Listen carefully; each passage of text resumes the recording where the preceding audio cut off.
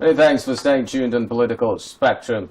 Well, we've been discussing matters of national interest, especially the swearing in of the president of Senegal yesterday, which saw President Tinubu of Nigeria being part of that occasion, amongst other African leaders that were present. And we're trying to make sense of the fact that the president of Senegal, Faye, is just 44 years old, and the issue of young people being given opportunity in leadership within the African continent. And of course, Dr. Wisdom Enang, social political analyst and public affairs commentator, rejoins us on Political Spectrum this morning to help make sense of some of these issues of national interest. Dr. Wisdom Enang, you're welcome on the show once more. Thank you very much. Do appreciate it. Well, just before we had that issue of connection, I was going to ask you, comments have been trailing the swearing in of Faye, especially as regards the fact that he's 44 years old, and the issue of young people participating more in our elections was at the front burner again. Should young people wait to be given the opportunity, or they should simply grab this opportunity with both hands, as it might seem as though if they don't do anything drastic, they may not simply have that opportunity to be at the helm of affairs? You know, the thing is this, right? We have a journey to undertake in Nigeria. And before I even go on to talk about what the, several reforms that will get us there are, I'd like to just say that we should recognize that we've come a long way. We've come a long way from the military leadership all the way to the democratic leadership under the previous electoral act, and now we then have the new electoral act that has made the process a little bit more transparent. There's been an incorporation of technology. However, we are still at the early stages of the utilization of that technology, but at least it's an improvement from what we used to have. That's on one part. Well, I think the lessons from the Senegal elections is the need for us to enhance our electoral process to make it more transparent. But more so, we need to actually start this from the primaries, because if we're looking at the Nigerian electoral system, you and I have the opportunity to vote for somebody, but only those that end up at the forefront of the party.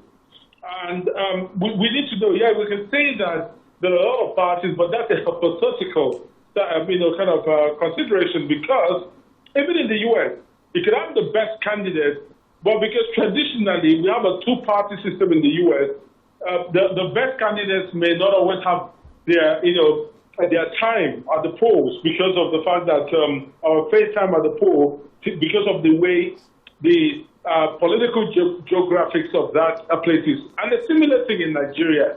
So we can only hope that we develop to a point where there's an ideological basis that is driving the way the parties produce their candidates beyond sentiment, encompassing productivity, encompassing past performance, encompassing, the sort of ideas that a candidate has. And for me, I'm advocating for good governance, because I have to be careful when we talk about young people in governance. That's not the real ultimate narrative. The ultimate narrative is to have a younger generation that is going to productively stimulate the economy. Of course, we do know from an international competitiveness standpoint that there's always an attractive, inclination towards having a young person. But beyond that narrative is having a young person with the right ideas, the right contact, the right attitude to power, who would come in and stimulate the economy, of course. And that young person needs to, of course, be cognizant of having a balance between, of course, the energy of the youth and the experience of the elderly. Those two is what is going to drive us to where we want to be.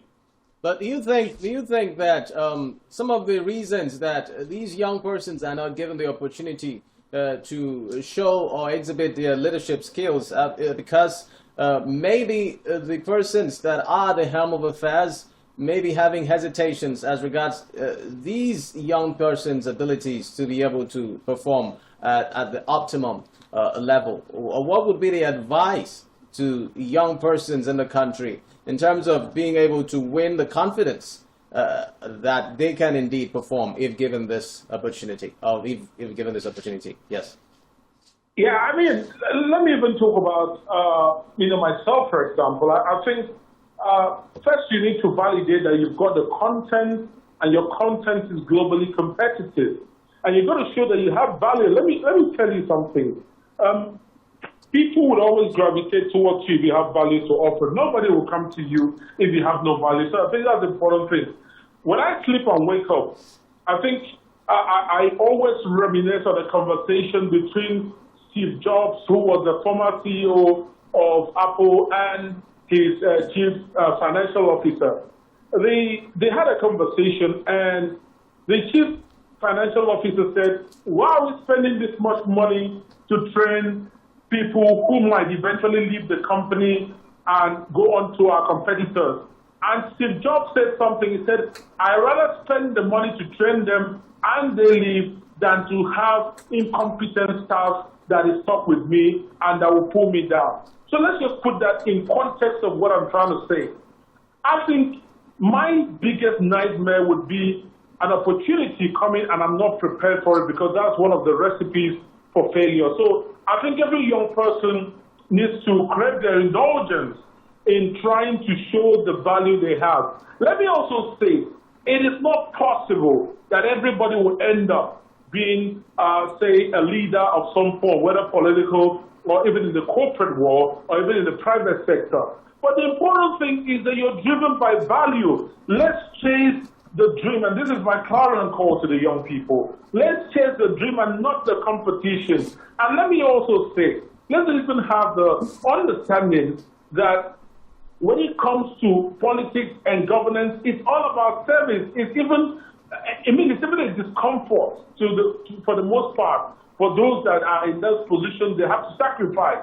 So the ultimate aim and the key performance indicators is, given the opportunity you have, what are you doing with it? Because if you are faithful in very little things, you can be trusted and you'll be faithful in bigger things. That is the important thing, because if we can project what you're doing, at the moment with the opportunity you have, we can even scale and begin to envisage what you would do with what you would have if given the opportunity. But let's disabuse our minds that productivity will come as soon as we have a political office, or that this is what is going to birth that spirit of excellence in us.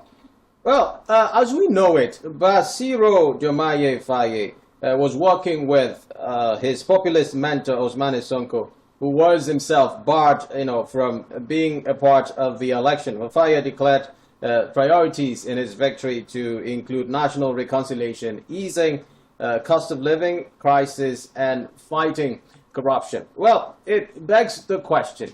When we look at the trajectory of African elections and how it plays out, we always see pockets of electoral events being marred by all sorts of irregularities. And we see most of the times these elections being declared inconclusive and all sorts of reruns being seen, especially here in Nigeria, which we saw it play out. Now, what do you think are the takeaways also in that regard from Senegal? Because to a large extent, reports have it that the elections there were free and fair, despite the fact that this is an opposition coming into power.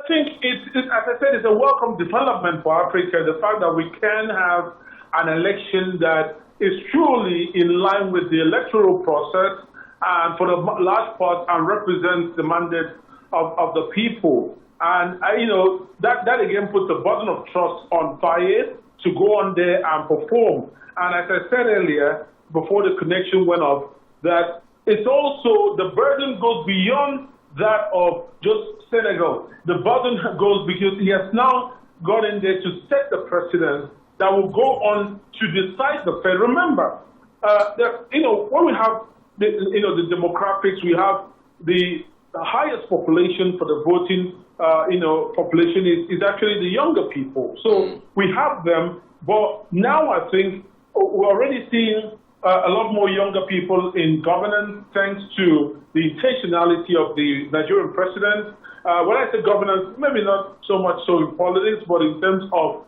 being put into the ministerial offices. We're going to see such conversations go on in the States as well. I think that is a stepping stone. Different, let me just say something so that the Nigerian youth become more patient. The political demographics means that people move at different speed, or different countries will move at different speed. The political situation, the population in Senegal, and of course the economic situation may allow, and even the regulatory provisions for elections may allow or detect a completely different trajectory than Nigeria. But the thing is that I can see very, very concerted effort, because of our improvements of electoral process so far. We're getting there, and I think, we should just learn, peaceful transition of power, learn to have a very clear and auditable, that's what the word I'd like to use, auditable electoral process, and represents the mind of the people, and more so, there should be accountability for the leadership. So it should be very accountable. And I think we need to have a sort of a dichotomy between, the electoral process and the legal process, because sometimes we found out that sometimes the court almost has an overriding effect on elections that have been performed and duly so. So I think these are the lessons learned that we need to take into account. And even more pertinent is the attitude post-election. So, we all came out, when I say we all came out, I'm talking about everyone coming out to add value, whether you're on the polls or you're not. And if you don't succeed at the polls, you can still add value, and that is part of my advocacy. You can add value. You see me on the tabloids changing the narrative. I'm changing the narrative, trying to put out ideas there. And the ideas represent what are those salient thoughts I think would complement what the leader that has been elected into office, who is, of course, nobody is perfect. No one has the monopoly of ideas. But you have to know that within your space, you can still add value. I don't have a political office. I don't have anything, but I do add value from that space. And if we have 1 million Nigerians out of the 200 plus million advocating and adding value in their own respect, that is enough to change this country. So I think the change must begin with you and I.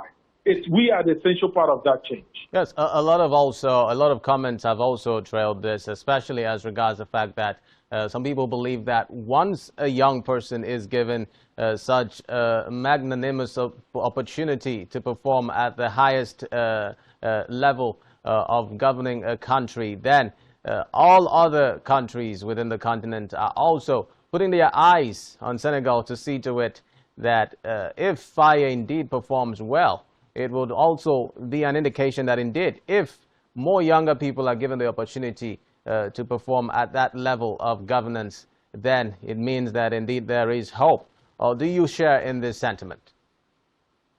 Sure. As I said, if you kind of look critically at what I said earlier, I said that's the proof of concept. There's a burden of trust beyond Senegal for that president.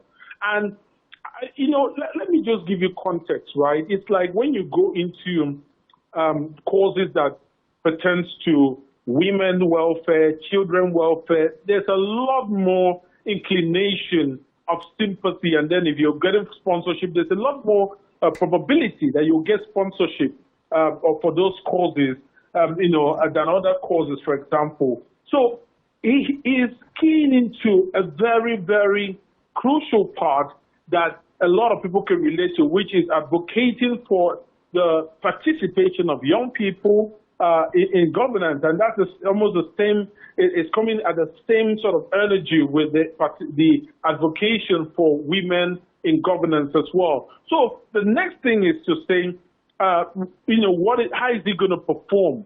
How is he going to manage those energy levels in a way that is respectful to the rule of law, in the way that carries everybody along, in the way that stimulates the economy, of course, and in the way that draws insight on the contact of these elderly people, because the truth of the matter, you can't take it away from them. They've got the experience, they've got the contact. You might have the technological awareness, you might have the more radical ideas or brain brainwaves of ideas, but you can't take it away. And this is the thing. And I think we're going to see a lot of that manifest in a couple of weeks' time when we begin to look at the way it's handling the reconciliation of the country that gives confidence.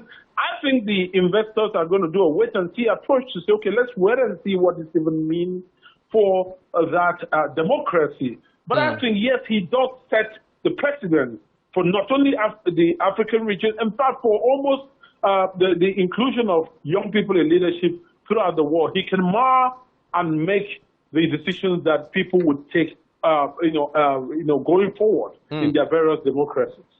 Thank you, Doctor. Now, let's come down back here in Nigeria and look at the meat of our discussion today, which is the fact that we are into the 11th month of President Bola Tinubu's administration.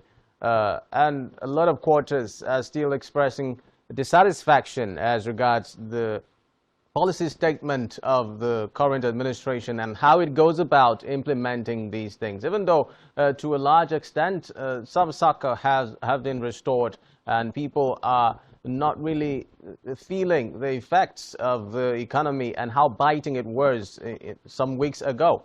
But then there are still real concerns in Nigeria as regards what the government still needs to do to ensure that everything, if not everything, restores or is returned to normal in the country and people begin to live the lives that they've always hoped for in the country. But then, how would you appraise this last 10 months? We are into the 11th month of President Bola Tinubu's administration and all the different policy statements that he has made, which would be going into one after the other. Okay, so it's quite a long one, but I'm gonna keep it short. The first thing is this. Every president or every governor has what we call the unique challenges that typifies or characterizes their term in office. So whether you're talking about, and as an example, the previous administration who came in and they had, to grapple with the recession that happened globally, the pandemic, of course, for the most part, the Russian-Ukrainian war, and for the most part, the Russian-Ukrainian war, and for the most part, the Israeli-Hamas war, which has come in and even sustained till today. There is that for me, right? Those are the challenges, and then we had a very serious recession. We had some time bombs, and I like to say economic time bombs, in the sense that the time bombs were that we already had the Petroleum Industry Act that, really kept, the emphasis on the fact that we need to deregulate our economy. We also had a lot of, forces from external sources that said we needed to remove immediately, the fixing of our exchange rate. And so and then you had a lot of debt to service. We had a very low turnout of the foreign direct investment and foreign portfolio investment. In fact, between 2015 to 2019, we had only 5% of the money of the investments that came into the African continent. Meanwhile, we are the biggest producers of crude. So when you superimpose that, it means we're headed for a stagflation situation, which simply has a stagnant inflation situation where we have high inflation, low productivity, low GDP, and very high unemployment rate. But the problem is this, right? You look at that, and then you ask yourself, what has the president done? First and foremost, we have reforms to get a more market-driven economic situation. So we're having removal of the subsidies, which was pertinent because of the amount of FX we're losing from that end. We've closed that gap. We've increased our crude production drastically because we've tackled the crude oil theft issues. We've equally also handled the problem that has to do with optimizing our production capacity. The president has then moved on to look at what are the reforms that are going to stimulate the critical sector. So we're having conversations going in the oil and gas sector about the oil and gas reform. We're also having conversations going on about the mining sector. We're looking at stopgap plans for the agricultural enhancement programs. So there's a lot of things that we're doing, but let's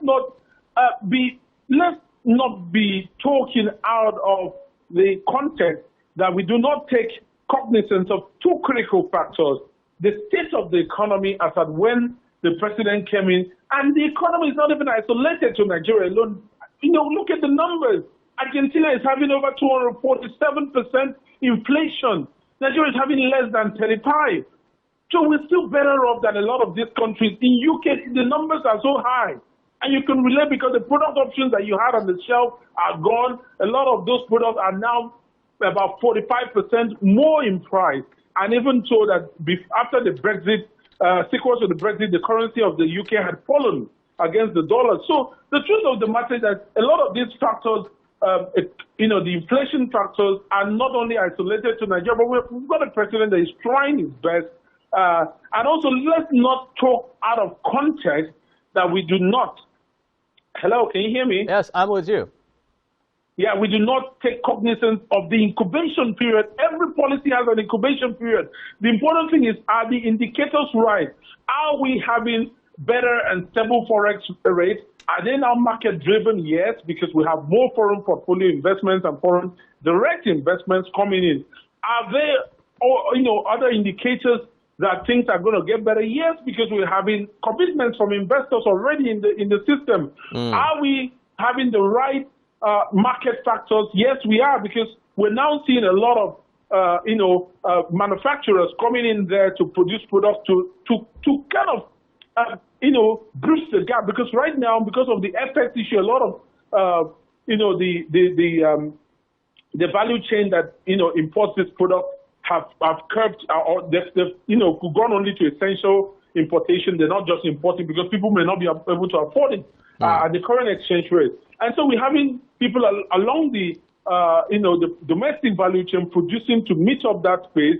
We're already in the process of deepening our domestic energy consumption, because we're talking about gas, we're talking about our refineries.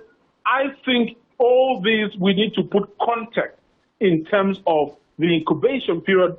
Every policy has an incubation period. So you lay down your policies on a short, medium, and long term. When you're talking about policies, you're talking about what is the stopgap plan, like the food, declaring state of emergency on food. What is your medium-term plan? What's your long-term plan? How do you want the economy to run? How are you going to stimulate? How are you going to intervene? These are things that you lay out. We don't just think nobody does economic magic. And let's be careful of the white elephant economic effect, where you think you're doing well. And this is what happened in the previous administration, with all due respect. We had a lot of minting of money and put it out there in circulation. 75 trillion of naira is matching less than 5% GDP. So we have so much excess money supply, matching less productivity, and so that money is actually chasing, hedging against the dollar. That's the problem. That's unacceptable. Okay. I was going to quickly jump in there and get you to respond to the fact that just recently the administration made some giant strides in terms of ensuring the release of some kidnapped victims in the country. Most recent, of course, being the Kuriga schoolgirls who were taken captive and were in captivity for over 2 weeks and then regained freedom. 137 of them were reunited with their families, and a lot of quarters believe that there is no way security can operate in isolation of the economy, as these work in tandem in ensuring whether a country is going to go forward or not, or is going to succeed in whatever its aspirations are as a whole. How would you look at the security trajectories in the country, Nigeria, as we know it today? And then would you say that the administration is doing well in that aspect? And then it's going to be a two-pronged question because we are running out of time. The Dangote refinery has already begun dispensing diesel. And of course, we understand that the price of diesel, as it was 1,700, has now been crashed down to about 1,200 or so. And they are saying that, of course, the refinery would be dispensing premium motor spirit by May this year. What does this tell us about what is expected in the coming days or in the coming months in the country as regards the economy as well. And then the Port Harcourt refinery, of course, we're receiving all sorts of promises from the federal government as well that that arm will also be up and running. Do we see better days ahead? Okay, two questions there. So the first is we must understand that the security situation is there's a big correlation with economic productivity, because people are productive, they won't have the time to indulge in negative things. And I think the federal government is trying to balance. It's more of a carrot and stick method to say, okay, how do we stimulate things productively? And remember that away from the federal government, a lot of the the effect is being felt more at the state level. So what the federal government has done is to say, okay, go and indulge your guys in productive ventures, predominantly tell them to go back to the farms so that we can have a lot more productive population. But in addition to that, let me also tell you, there's a lot of things that go on in governance that you cannot come and talk about. For example, engaging the security chiefs in ideas. Remember, we've also heard people from the Nigerian army come out to say that some of their, failures in curbing insecurity has been because some people have colluded with these people from the inside. So also understand, I think Nigerians should be cognizant that not every security detail can be released in public. I'm not privy to any, and I cannot comment further on that. But I can tell you that, there are discussions around perhaps, making sure that we synchronize. We have a lot of, identification numbers. We have the NIN, we have the BVN. We equally have, for those of us that have an international passport, there's so many. I think the three of them, I've forgotten the other one. But the important thing is, how do we put this all together to solve crime to some level and not just having these various numbers all around? Those are critical things that I think we need to conversations that I think is going on at the moment. How do we think them? How do we get in technology? How do we improve our strategies?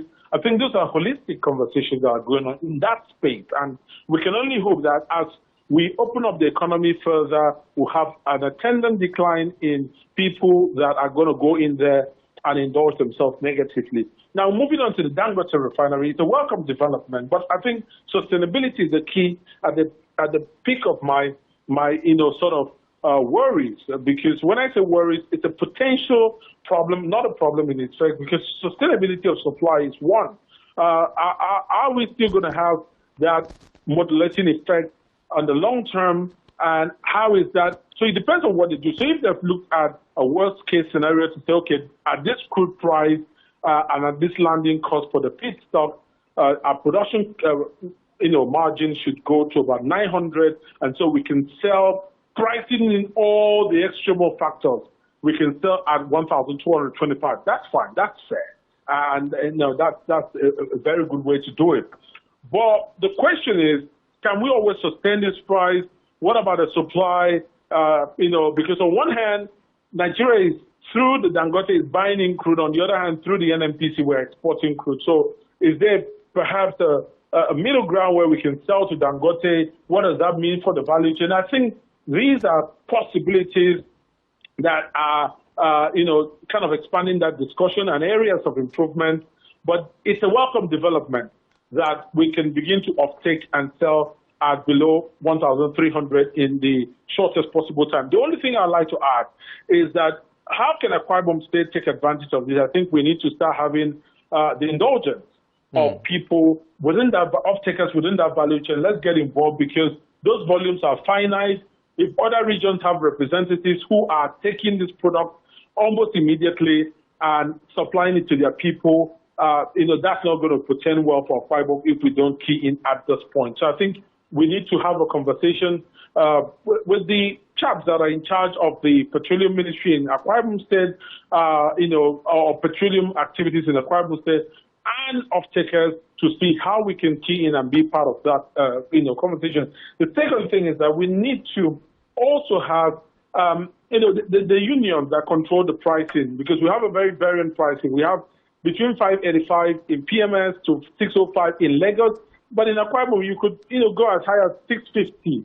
And I know they're pricing all the storage and transportation costs, but That being said, the unions also sometimes, the people that come together, they have an agreement. This is the range we're going to sell it at, but it needs to also have a human face. Whatever you do needs to have a human and an economic face. And let's understand that for the most part, we all have a role to play in modulating this price. And of course, by extension, once we modulate the pricing, manufacturers, hoteliers can begin to operate more profitably at a lower price margin, and all of us can be, beneficiaries, whether from an economic standpoint or from the fact that we're a consumption standpoint. And Okay. I think this is something we need to know. All right, Dr. WISDOM Enang, Senior Energy Consultant and Analyst, thank you for being a part of Political Spectrum this morning. We really appreciate your ideas on the show. Thank you. Deeply appreciate and enjoy your day. Thank you. All right.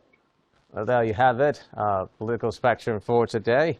Well, we will draw the curtains here, but we hope that the country as we know it would continue to perform as much as possible and on the lines of ensuring that the dividends of democracy, as is expected by different quarters of the country, continually being discharged to the people. And we'll continue to keep you abreast of events in the country and efforts of government to see to it that its promises are actualized for the benefit of Nigerians. Thanks for being a part of Political Spectrum today. Right after this would be Business 360 with Blyden Okem. Stay tuned. My name is Xavier Robert, and you can continue a conversation on all our social media platforms, all of which you can find on our website, spectrumtvlive.ng. Bye for now.